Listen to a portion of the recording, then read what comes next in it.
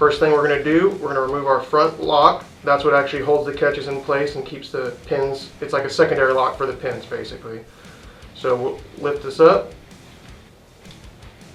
each side just a little bit. Then I get behind it, kind of pop that front lock off.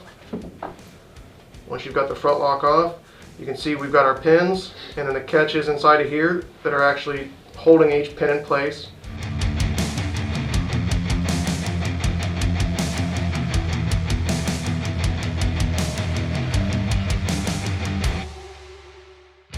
So what we have to do is take a pick or a screwdriver. We're going to lift up that catch just a little bit, get it off the pin, and then I'm able to just simultaneously pull that pin out. And don't pull the pin before you've got the catch released, because otherwise it will kind of fight you on there and you can mess this up.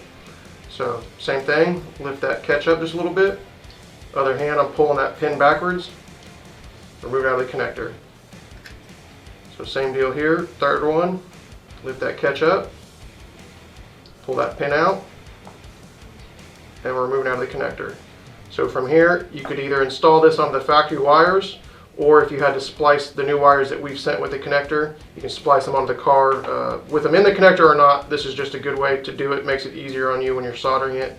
So from here, we're going to install these back. We want to make sure that our catch, which that hole right there is where the catch is going to grab. So I've still got the catches oriented to the top. So I'll install these through the back. We'll pull it around, turn it around here, and once you hear the click, then you know it's in position and it's locked in. Same deal, next pin. Install it, wait for the click, and our last pin. Alright, and then I give them a little tug on the back, make sure that that catch is actually flat. If that catch isn't flat, when you go to put on your front cap, it actually can catch that. It'll hit the catch, mess it up, and then of course you've got a broken connector that won't work. So here I know everything's flush, we're good to go. I'm able to just slide the front cap in position, everything's done, and there you go, the connector's redone.